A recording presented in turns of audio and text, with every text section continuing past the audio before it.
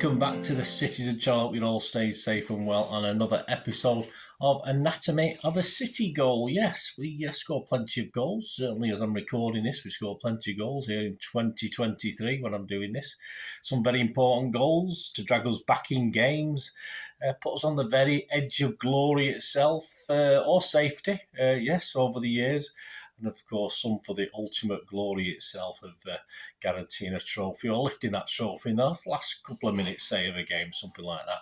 And we also score a lot of goals that in themselves are not really going to affect a league or cup run. They might add 3 points or 2 points to a total to an important season, but they might be at a stage of a season where it's not the be all and end all. But they're just ones that make you go wow, scored by special players at special times.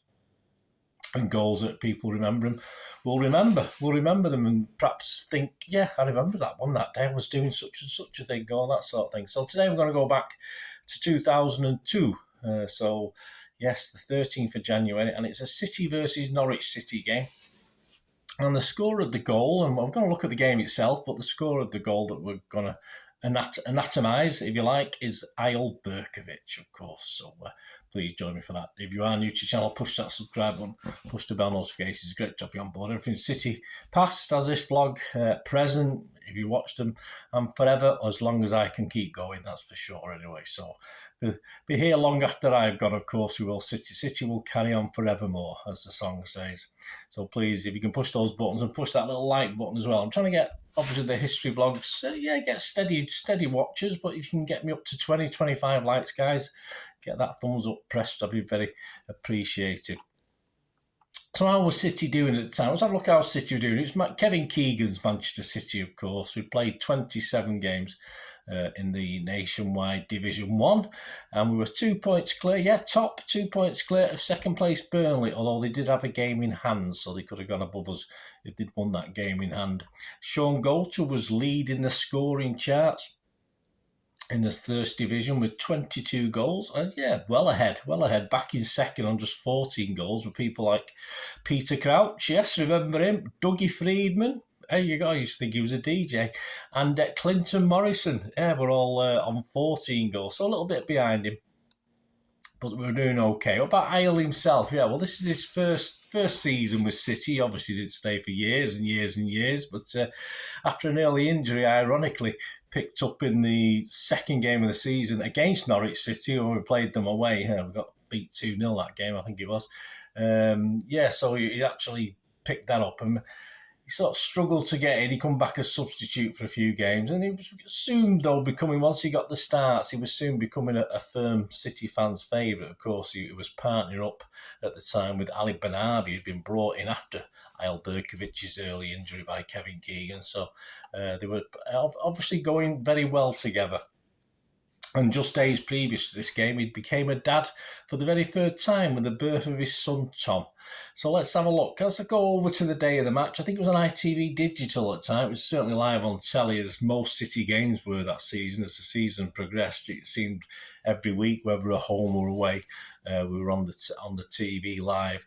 And it was a 2:15 p.m. kickoff, obviously, as I said, for TV watchers. And we were playing Norwich City, as I said. How were Norwich City doing? They were sat 3 points behind us, but they had played a game more. But automatic promotion was still a definite possibility, and the playoffs a definite opportunity for them.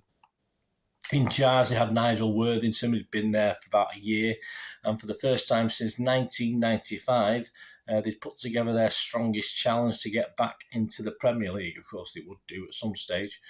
Attendance that day, 31,794 were crammed into Main Road on the old Gene Kelly seats, etc., etc. And the teams that day, the City team was Nash in goal, Dunn Howie, he was replaced on 21 minutes by Richie, who picked up an injury very early on. Pearce, Wright, Phillips, Sean, Benabia, Horlock, Berkovich, and he was replaced, Berkovich, who actually replaced on 86 minutes. Chiato Gota was replaced by Huckabee on 62. One chop, and the unused subs were Weaver and Ngui. Remember Ngui? That's a good one.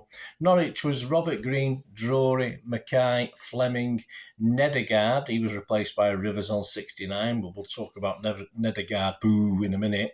Holt, Russell, he was replaced by Easton on 69. Kenton, McVeigh, Nielsen, Notman, he was replaced by Lieber on 69, and their unused subs were Creighton, really. Creighton, and such.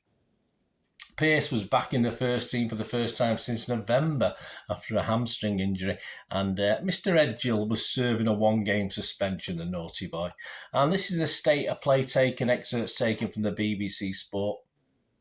City got off to the worst possible start when Chiato was dismissed by referee Roy Pearson amid stormy scenes. You can go on YouTube and have a look at that, guys. Like you can look at the highlights of this game anyway.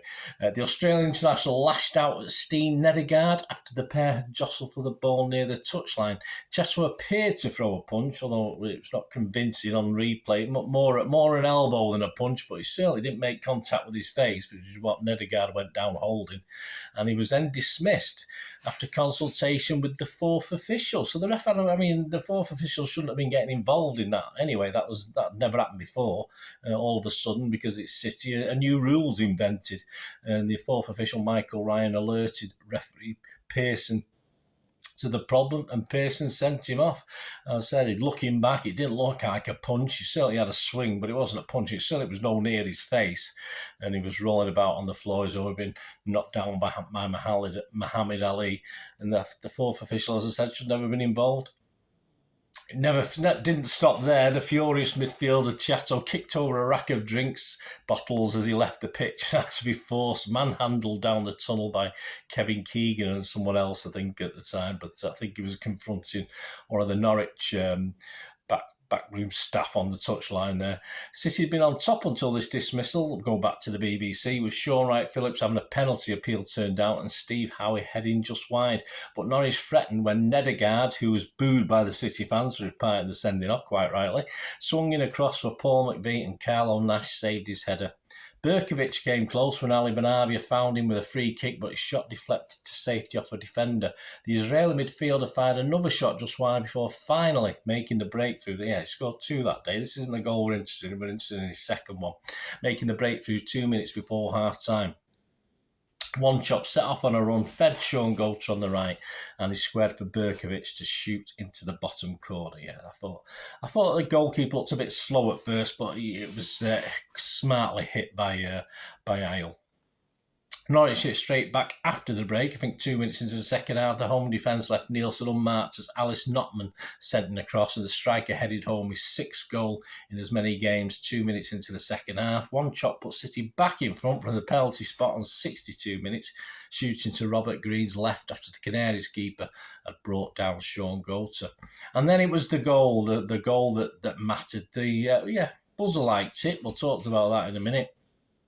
It was in the 66th minute. It was City's third, of course, and Eyal's second 4 minutes after that penalty, and gave a 10-man City some breathing space in the game. After taking a long throw out by Carlo Nash, this is the goal, on his thigh. Yeah, he saw that movement on his thigh, sort of put it into his path as he steamed forward. He ran from his own half and into the Norwich area before flat-footing the Norwich defender. Yeah, he actually gives him the eye. He gives him the eye as though he's going to cross it, and then drags it inside of the Norwich defender and nutmegs the keeper. As the keeper comes out, he plays it between his legs, so he nutmegs Robert Green at the time. Not a bad goalkeeper at the time.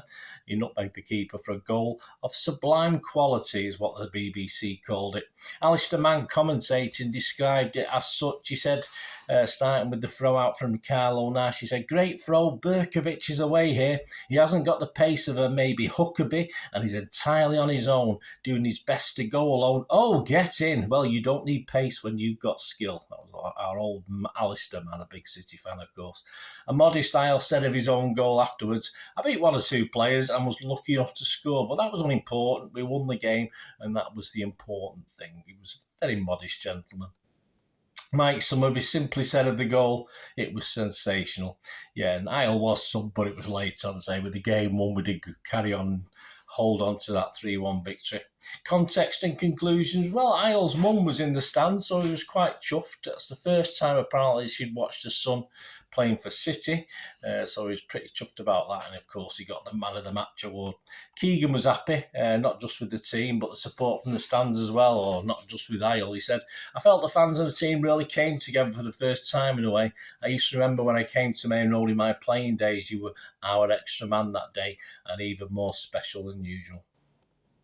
Well, there you go. Eyal Berkovich is, Anatomy of a City goal. It was a cracker. I was there that day. Were you there? Any memories of it? Anything special? Any memories of Eyal Berkovich, of course, sort of player that comes into many of my vlogs, my history vlogs, that's for sure. So thanks for joining. Let me know any memories you've got for this Anatomy of a Goal. Eyal Berkovich on the 13th of January 2002 against Norwich City.